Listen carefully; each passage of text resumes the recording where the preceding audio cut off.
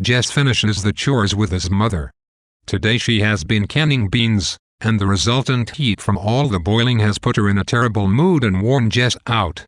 He makes dinner for his little sisters, and then stretches out to draw for a little while. Jess, we find, has both a talent and a passion for art, a talent which nobody appreciates except for the music teacher at school, Miss Edmonds. Jess is deeply in puppy love with Miss Edmonds. She is like a breath of fresh air to him in the squalid atmosphere of his school, Lark Creek Elementary, which is very much like an extension of his home environment.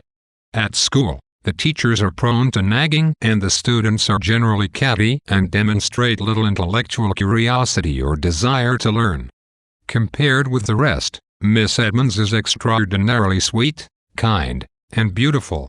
Most of the kids pretend not to like her, citing her hippie-like aura, but Jess adores her and knows that, deep down, so do the others. Music class is the only time at school when the students are allowed to let their hair down and relax and have fun. Jess shares a special relationship with Miss Edmonds. She gives him the positive feedback and attention that he cannot find anywhere else. She is the only person he has shown his art to since he attempted to show it to his father years ago, when his father became angry and more or less accused Jess of being a sissy. Miss Edmonds, however, assures Jess that his work shows real promise and offers to help him in any way she can. She senses that he is an unusual child who is out of place in the world of Lark Creek Elementary, the proverbial diamond in the rough, she calls him. Although Jess feels that description is more suited to Miss Edmonds herself than to him, he basks in the feeling of being cared for and appreciated. Again, Jess is called out of his reverie by a call from his mother, a reminder to get on with the milking. As he milks, the rest of the family trickles in, Ellie and Brenda from shopping, and his father from work.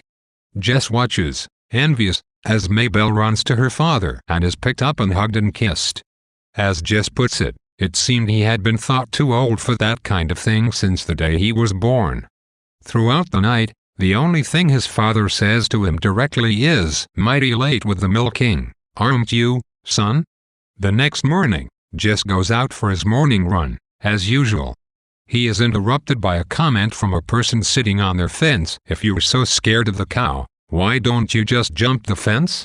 At first, Jess cannot tell if the person speaking to him is a boy or a girl.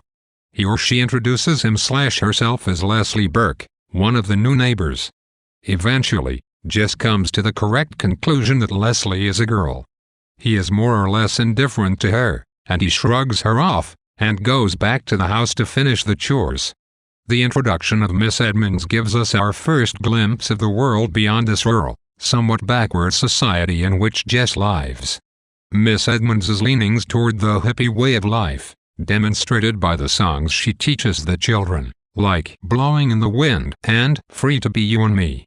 She is refreshingly different from the tenor of local society, which is generally poor, uneducated, and imbued with the roughness and brusqueness generated by unfavorable circumstances.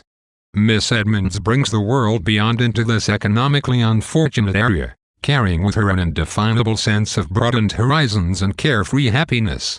Jess's description of her as a diamond in the rough is quite apt. This is the role she continues to play throughout the whole of the novel. Leslie's androgynous appearance is given some attention here, and it foreshadows an important theme that is to be developed more fully throughout the course of the novel. In the eyes of the world, Jess's friendship with Leslie is novel because cross-gender friendships are rare at that age. Jess's peers and siblings see Leslie as a girl, complete with all that the name implies. However, Leslie is not a girl in that sense in Jess's eyes. Rather, she transcends such standard definitions and perceptions of gender. At first, Jess cannot figure out if she is a boy or a girl, and it is quite fitting that he should be confused about this initially, because Leslie simply does not conform to society's prescription of femininity. It also foreshadows the way that Jess and Leslie can be platonic friends without the slightest hint of romantic or budding sexual tension. Jess just doesn't see her in that light,